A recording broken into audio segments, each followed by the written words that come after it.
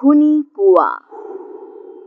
सीमा गर्मियों की छुट्टियों में अपनी नानी के गांव आई थी। सीमा नानी के घर पहुंचने के बाद अपनी नानी के पैर छूती है और उनसे आशीर्वाद लेती है। तभी उसकी नानी उससे कहती है, इतनी बड़ी हो गई मेरी सीमा, चल जल्दी से हाथ मुंह धो ले, मैं तेरे लिए खाना लगा देती हूँ। भूख लगी होगी ना? हाँ नानी, भूख तो लग रही है मुझे, आपके हाथ के बने हुए पीले दाल और चावल खाने की। कितना टाइम हो गया है मुझे आपके हाथ का बना हुआ दाल चावल खाए हुए। तू तो नौकरी में व्यस्त थी, तो तुझे कहाँ से टाइम मिलेगा अपनी नानी के लिए? और जब इतने टाइम बाद आई है तो ज्यादा टाइम के लिए रुक कर जाएगी तू। हाँ नानी, इस बार पूरे 2 महीने के लिए आई हूँ। सीमा की नानी अंदर जाकर उसके लिए खाना बनाने लगती है। सीमा कमरे में अकेली होती है, तभी उसे किसी औरत के रोने की आवाज सुनाई देती है। वो कभी खिड़की से बाहर झांकती है तो कभी दरवाजे से बाहर झांकती है। उसे समझ में नहीं आ रहा होता है कि आखिर रो कौन रहा है। तभी नानी खाना लेकर आ जाती है। वो अपनी नानी से कहती है, नानी, कोई औरत रो रही है क्या? मैं जब से यहाँ आई हूँ तब से मुझे यहाँ किसी औरत की रोने की आवाज आ रही है। हे भगवान, कहीं ये वही तो नहीं? बोलो ना नानी। अरे कोई नहीं रो रहा, ये तेरे मन का वहम है। और तू ना अब खाना खा ले, ज्यादा यहाँ वहाँ की बातों में ध्यान मत दिया कर।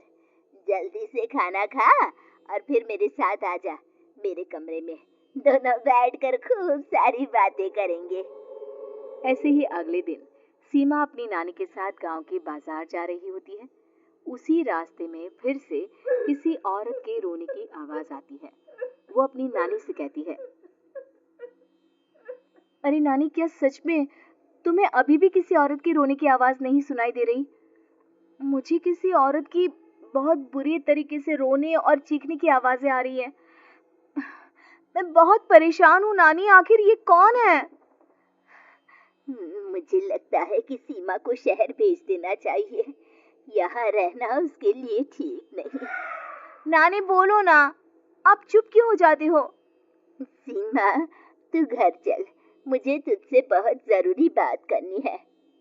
नानी सीमा को घर ले आती है और सीमा से कहती है, सीमा, कल सुबह तू शहर वापस चली जाएगी। अरे अचानक? आखिर क्या बात है नानी, आप मुझे ऐसे जाने को क्यों कह रही हो? मैं बस जो कह रही हूँ उस पर ध्यान दे। तू कल सुबह यहाँ से चली जाएगी, और ये बात मैं कोई मजाक में नहीं बोल रही। तू कल जाएगी तो मतलब जाएगी। अरे नानी, चली जाऊंगी मैं, ठीक है, पर आखिर बात क्या है ये तो बता दो। मम्मी से कोई बात हुई है या फिर मुझसे कोई गलती हुई है जो तुम मुझे अचानक से जाने के लिए बोल रही हो? देख सीमा, रात बहुत हो चुकी है और मुझे इस बारे में कोई बात नहीं करनी। चल, अब चल के मेरे साथ सो जा। सुबह की बस पकड़कर तुझे शहर भी तो जाना है। सीमा को अपनी नानी का ऐसा व्यवहार देखकर बहुत ही अजीब लगता है। उसे कुछ समझ में नहीं आ रहा होता है कि आखिर उसकी नानी उसे अचानक से गांव छोड़कर जाने के लिए क्यों कह रही है। ये सारी बातें सोचते सोचते सीमा की आंख लग जाती है और वो अपनी नानी के साथ सो जाती है। ऐसे ही आधी रात को सीमा को फिर से किसी औरत की रोने की आवाज सुनाई देती है। वो उस औरत की आवाज सुनकर बार बार करवटें बदल रही होती है और तभी उसे सपने में भी एक अजीब सी औरत की परछाई दिखाई देती है, जो इतना चीख चीख कर रो रही होती है कि सीमा डरकर उठ जाती है। वो पूरे पसीने पसीने हो रही होती है। वो अपने आसपास देखती है तो घर में बिल्कुल शांति का माहौल होता है। सीमा घबरा जाती है। वो अपनी नानी को जगाने की कोशिश करती है मगर उसकी नानी नहीं जगती। सीमा को फिर से उस औरत की रोने की आवाज सुनाई देती है। आखिरकार सीमा अपने आप को रोक नहीं पाती और वो घर का दरवाजा खोलकर बाहर निकलती है। आखिर ये माजरा क्या है? आज तो मैं पता करके रहूंगी। अब आवाज का पीछा करती हुई सीमा आधी रात को गांव के चौपाल के पास बने कुएं के पास पहुंच जाती है, जहां कुएं की चारों ओर बेड़ियां लगी होती हैं। उन बेड़ियों में लगे हुए ताले के साथ एक लाल रंग का कपड़ा और माता रानी का कलावा बंधा होता है। उस कुएं में से सीमा को किसी के रोने की आवाज आती है। सीमा परेशान हो जाती है। इस कुएं में कौन है? कौन है यहाँ? सुनो, कौन है? कौन रो रहा है? वो चिल्ला चिल्ला कर पूछती है और साथ ही लोगों को जगाने की कोशिश करती है, मगर किसी को भी उसकी आवाज सुनाई नहीं देती। अब सीमा खुद उस कुएं के पास की बेड़ियों और तालों को खोलने की कोशिश करती है और किसी तरह कुछ देर की मशक्कत के बाद सीमा उसको खोल भी देती है। और जैसे ही वो कुआं खोलकर उसके अंदर झांकती है, सीमा उस कुएं में गिर जाती है। इतने में उसकी नानी की नींद भी खुल जाती है और सीमा को पास ना देखकर नानी परेशान हो जाती है। नानी घबराकर पूरे घर में उसे ढूंढने की कोशिश करती है, जिसके बाद उसकी नानी और सभी लोग उस खूनी कुएं के पास जाते हैं और सीमा की नानी कुएं के पास खड़ी होती है। सभी गांव वालों और सीमा की नानी को सीमा के चिल्लाने की आवाज आती है, बचाओ, कोई मुझे बचाओ। मेरी बच्ची, हम आ गए, हम तुझे बचा लेंगे। नानी, मुझे यहाँ बहुत डर लग रहा है।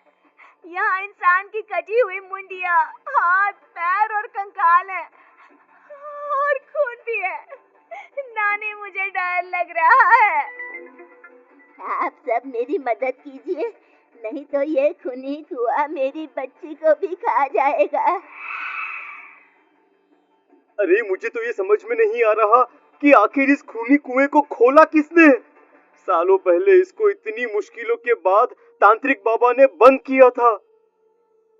अरे पूरा गांव खूनी कुएं के बारे में अच्छे से जानता है, तो कोई भी जानबूझकर तो ऐसा करेगा नहीं। मतलब किसी ने अनजाने में इसे खोल दिया है भैया। सीमा को इस बारे में मालूम नहीं था और जब से वो यहाँ आई थी तभी से उसे किसी औरत के रोने की आवाजें भी सुनाई दे रही थी। कहीं सीमा ने ही तो उसे नहीं खोला। अगर ऐसा है तो फिर सीमा का बचना बहुत मुश्किल है। वहीं कुएं के अंदर सीमा रोते हुए बैठी होती है कि उसे आवाज सुनाई देती है जो कुएं के बाहर खड़े गांव वालों में से किसी को सुनाई नहीं देता। आज सालों के बाद मुझे ताजा खून मिलेगा। तेरा खून पीकर आज मैं अपनी प्यास बुझाऊंगा।